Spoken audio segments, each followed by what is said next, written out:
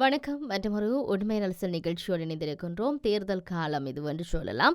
தேர்தல் பிரச்சாரங்கள் ஆங்காங்கே இடம்பெற்றுக் கொண்டிருந்தாலும் ஒரு பக்கம் தமிழ் பொது வேட்பாளர் சார்ந்து பேசப்பட்டுக் கொண்டிருக்கின்றது. இன்னொரு பக்கம் ஜனாதிபதி தேர்தல் வெகு விரைவில் நடத்தப்பட வேண்டும் என்று சொல்லி அதனுடைய காய் நகர்த்தல்கள் பிரச்சாரங்கள் யார் வெற்றி பெறப் போகின்றார்கள் என்ற கருத்து கணிப்புகள் எல்லாம் நடைபெற்றுக் கொண்டிருக்கிற இந்த நேரத்தில் அரசியல் விடுதலை கருத்தியலும் பொது வேட்பாளரும் எவ்வாறு ஒத்திசையலாம், பிரதான சிங்கள கட்சிகள் வேட்பாளர்களுடன் ஒப்பந்தம் செய்வோரும் இருக்கின்றார்கள் என்று சொல்லி ஒரு கருத்து வந்திருக்கின்றது.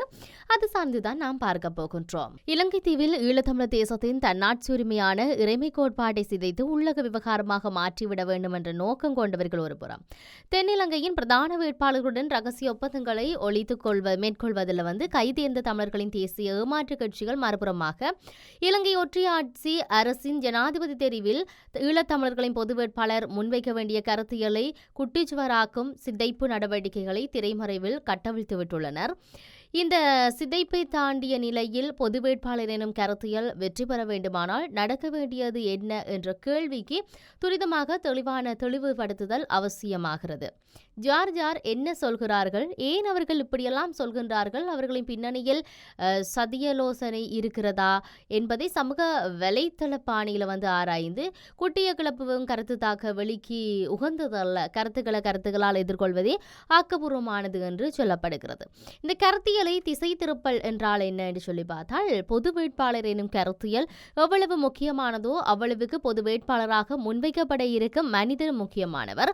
ஏனென்றால் கருத்தியல் திசை திருப்பப்படுவதைப் போல அக்கருத்தியலை ஆணையாக தாங்கும் மனிதரும் திசை திருப்பப்பட்டால் கருத்தியலின் ஆணையே தனது அடிநாதத்தை இழந்துவிடும். ஈழத்தமிழர் அரசியலில் வரலாற்றில் இவ்வாறான மக்கள் ஆணையை திசை திருப்பிய வரலாறு ஜி பொன்னம்பலம் போன்ற தலைவர்களிடமிருந்து அப்பா பிள்ளை அமிர்தலிங்கம் வரை மட்டுமல்ல. 2009 ஆண்டுக்கு பின்னர் ஈழத்தமிழர் தேசியம் பேசும் அரசியல் கட்சிகளில் மக்கள் ஆணை பெற்ற தலைவர்களாக தன்னை வெளிப்படுத்தி பின்னர் சிங்கக்கொடி விசுக்கிய முதுபெரும் இரா சம்பந்தன் உள்ளிட்டவர்கள் ஈராக தொடர்கிறது. தேர்தல் வேட்பாளராக ஒரு தடியை நட்டு, தடி முக்கியமல்ல, அதன் பின்னால் இருக்கும் கருத்தியல் தான் முக்கியம். ஆகவே தடிக்கே உங்கள் வாக்கு என்ற கருத்தியலை மக்களின் நேசிப்புடன் இயங்கும் நேர்மையான ஒரு போராட்ட தலைமை முன்வைத்தால் அதுக்கு கட்டுப்படும் போக்கு ஒரு காலத்தில் இருந்தது.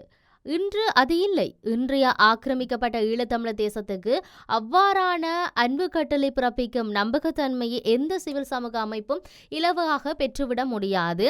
ஆதலால் கருத்தியல் உறுதியாக இருக்க வேண்டும், அதை தாங்கி வெளிப்படுத்தும் வேட்பாளரும் உறுதியானவராக இருக்க வேண்டும். இவை இரண்டும் பின்னி பிணைந்து வெளிப்பட்டதே பொது வேட்பாளர் என்ற கோட்பாடு.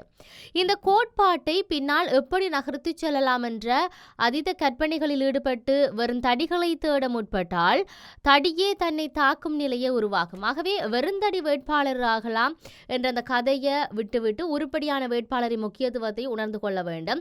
அதற்கு முன்னதாக பொது வேட்பாளருக்கான கருத்தியல் எவ்வாறாக இருக்க வேண்டும் என்பதில் தெளிவு நிலை அவசியமாகிறது. இந்த தெளிவை பொருத்துவதற்கு துருவங்கள் பெயர்ந்துள்ள உலகளாவிய அரசியல் போக்கையும் சர்வதேச நீதித்துறையில் ஏற்பட்டிருக்கும் பாரிய மாற்றங்களையும் அவை தரும் வாய்ப்புகளையும் புரிந்திருப்பது மிக பிரதானமானது. இலங்கை தீவின் உள்ளார்ந்த அரசியலோ பொருளாதாரமோ, ஈழத்தமிழர் தேசத்தின் உள்ளார்ந்த அரசியலோ பொருளாதாரமோ அல்லது இலங்கை தீவின் தேர்தல் அரசியலோ ஈழத்தமிழர் தேசத்துக்கான அரசியல் தீர்வை நல்கப் போவதில்லை என்பது உண்மை வரலாறு. ஈழத்தமிழர் தமது உரிமைகளுக்கும் நீதிக்குமான அளவுகோள்களை ஒற்றையாட்சிக்குட்பட்ட பொறிமுறைக்குள் ஒருபோதும் முடக்கக்கூடாது. ஒற்றையாட்சி ஜாப்பின் அரசியல் ஜாப்பில் வேரூன்றிய தன்மைகள் ஈழத்தமிழர் தேசத்தில் ஒருபோதும் ஒப்புக்கொள்ள இயலாதவை. இந்த வேரூன்றிய தன்மைகள் பல உறுப்புரைகளில் வெளிப்படுகின்றன.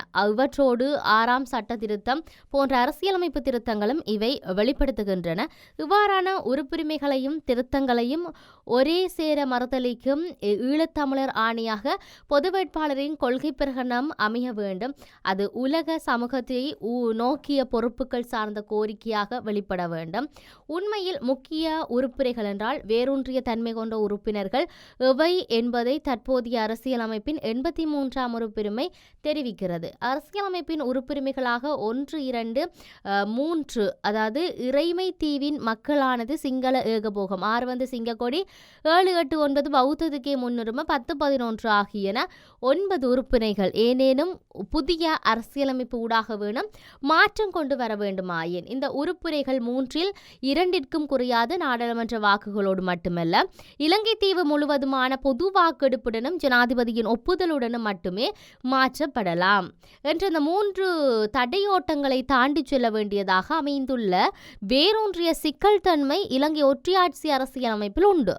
இந்த அரசியல் அமைப்புக்கு எந்த ஒரு சந்தர்ப்பத்திலும் ஈழத்தமிழர் மக்களாட்சி ஆணை வழங்கப்படாதபடியிலும் இலங்கை ஒற்றையாட்சி அரசின் இறைமைக்குள் மட்டும் குறுக்கப்படும் எந்த ஒரு பொறிமுறையூடாகவோ தேர்தல் அரசியல் ஊடாகவோ தமிழ் தேசிய அபிலாசிகள் நிறைவேற்றப்பட்ட ஒருபோதும் முயலாதவை என்பது கண்கூடு. ஆகவே உள்ளக ஜாப்பு நிலையில் வேரூன்றிய தன்மைகளை தாண்டி ஈழத்தமிழரின் உரிமை குரல் எவ்வாறு சர்வதேச மயப்படுத்தப்படுகிறது என்பதிலேயே அரசியல் தீவுக்கான சூழலும் நீதிக்கான சூழலும் இலங்கை தீவுக்குள் உருவாக முடியும். இதுதான் இலங்கை தீவின் ஒற்றையாட்சி ஈழத்தமிழர் மீது சுமத்தியுள்ள வரையறை. இந்த வரையறைக்கு அப்பால் ஈழத்தமிழர் தமது கூட்டு உரிமைகளையும் நீதி கோரலையும் பற்றக்கோடாக கொண்டு நகர்வதன் மூலமே தமக்கான நீதியையும் கூட்டுரிமையையும் தீர்வுக்குள் நிறுவ முடியும். அது எப்படி? வெளியாக சுயநிர்ணய உரிமையை நியாயப்படுத்துதல் ஈழத்தமிழர் தேசத்தின் தனித்துவமான இறமையின் பாட்பட்டு புதிய ஜாப்புருவாக்கத்தை நிர்பந்திப்பதற்கான சர்வதேச தரப்புகளின் பொறுப்பை வலியுறுத்துதல், சர்வதேச நீதிக்கான சரியான தமிழர் நிலைப்பாடு மேலும் தெளிவாக நியாயப்படுத்தப்பட்டால் ஒற்றையாட்சி நிராகரிப்பு தெளிவாக வெளிப்படுத்துதல், மத முன்னிலைத்துவம் குறைந்த பட்சம் தமிழர் தாயகத்தில் அடியோடு மறுக்கப்படுதல் போன்ற நிலைப்பாடுகள் ஊடாக மட்டுமல்ல ஐநா மத்தியஸ்தனுடனான பொதுவாக்கெடுப்பு என்ற கோரிக்கையும் இணைந்து முன்வைப்பதன் மூடாக தமிழர் பிரதிநிதிக்கான பொதுவாக்கெடுப்பாக ஈழத்தமிழர் தமது பொது வேட்பாளர் தளத்தை பயன்படுத்தலாம். அதாவது ஈழத்தமிழரின் வெளியுறவு கொள்கையின் பாட்பட்டதாகவே பொது வேட்பாளருக்கான ஆணை வடிவம் அமைக்கப்பட வேண்டும். உள்ளக அடிப்படைகளில் அல்ல என்பதை முடிப்பாக இருக்க வேண்டும். இதிலே நழுவற்போக்குகளுக்கு இடமளிக்கப்படுவதாக பொது வேட்பாளருக்கான கொள்கை பிரகடனம் அமையக்கூடாது. அது மட்டுமல்ல, ஐக்கிய நாடுகள் மனித உரிமை பேரவையின் போர்க்குற்ற ஆதாரங்கள் பூத கண்ணாடிகளால் ஆய்வு கொடுத்து உட்படுத்தப்பட்டிருக்கும் தருணம் எது என்பது உணராத நிலையில் ஈழத்தமிழர் தமது அரசியல் கோரிக்கைகளை முன்வைப்பது ஆபத்தானது. வெளியாக அழுத்தங்களோ சர்வதேச விசாரணையோ பயனளிக்கப் போவதில்லை. உள்ளக செயல்முறைகளை இலங்கைக்கு இனிமேல் உகப்பாவை என்ற கருத்தியலை ஐக்கிய நாடுகள் மனித உரிமை பேரவையின் அறிக்கையின் பிரதான பிரேரணைகளாக கொண்டு வர வேண்டும் என்பதில் திரைமறைவில் பல நகர்வுகள் மேற்கொள்ளப்படுகின்றன. இந்த அவற்றில் முன்வைக்கப்படும் கருத்தியல் எவ்வாறு வெளிப்படும் என்பதை அரசறிவியல் தெரிந்தவர்கள் மட்டும்தான் ஊகிக்க முடியும் என்பதல்ல, சாதாரண பொதுமக்களால் கூட ஊகிக்க இயலும். இலங்கை அரசு ஐநா மனித உரிமை பொறிமுறையை விமர்சனமூடாகவும் தந்திரோபாயமான அழுத்தங்கள் மூலமும் கையாள்கின்றது. கடும் போக்க கடைபிடிப்பதும் தந்திரோபாய உத்தியாக பல தரப்புகளால் கையாளப்படுகிறது. ஈழத்தமிழர்களின் மனித உரிமை தரப்புகள் அவ்வாறு இல்லை, வெறுமனே மேய்க்கப்படும் தரப்புகளாகவே மாறியுள்ளன. ஐநா மனித உரிமை பேரவை மீது தமிழர் பார்வையில் விமர்சனங்கள் முன்வைக்கப்படும் வேண்டும். அதாவது இலங்கை தரப்பு முன்வைக்கும் விமர்சனங்களுக்கும் தமிழர் தரப்பு முன்வைக்கும் விமர்சனங்களும் ஒரே தராசில் சீர்தூக்கி பார்க்கப்படுவது சர்வதேச மனித உரிமை அரசியலில் ஆக்கியுள்ள அந்த சூழல்ல. தமிழரின் தரப்பு தனது நிலைப்பாட்டை விமர்சன பார்வையோடு வலியுறுத்த தவறானது தனது தலையில் தானே மண்ணை போட்டுக்கொள்வது போன்றதுக்கு ஒப்பாகும் என்று சொல்லலாம். ஆகவே பொது வேட்பாளருக்கான கொள்கை பிரகடனம் சர்வதேசத்தை நோக்கியதாக அமைய வேண்டியதன் முக்கியத்துவம் இதன் மூலம் விளக்கிக் கொள்ளப்படுகிறது. இறுதியாக பொது வேட்பாளர் ஏன் சாதாரண ஒருவராக அமையக்கூடாது என்பதை விளங்கிக் கொள்வது முக்கியமானது. சர்வதேச கவனத்தை ஈர்க்க இயலாத உள்ளக அழுத்தங்களுக்கு அடிபணியக்கூடிய அனுபவமற்ற ஒருவரால் குறித்த பொது வேட்பாளர் நிலைப்பாட்டை எடுத்துச் செல்ல இயலாது. அனுபவம் அற்றவர்கள் நிலைப்பாட்டை மாற்றிவிடும் அழுத்தத்துக்கு உள்ளாக்கும் போது ஈழத்தமிழர் முன்வைக்கும் நிகழ்ச்சி நிரல் முழுமையாக அடிபட்டு போய்விடும். அழுத்தங்கள் எவ்வாறு உருவாக்கப்படலாம்? முதலாவது கருத்தியல் தெரிவு நிலையை ஏற்படுத்துதல், இரண்டாவது திரைமறைவில் நடக்கும் நிதியூட்டல், மூன்றாவது அச்சுறுத்தலூடாக அடிபணிய வைத்தல். இவை 3 தடைகளையும் தாண்டி ஓடும் வலு உள்ள ஒருவர் பொது வேட்பாளராக முன்வைக்கப்படலாம் என்பது நிதர்சனம். மற்றும் ஒரு உண்மை நலச நிகழ்ச்சியில் சந்திப்போம். வணக்கம்.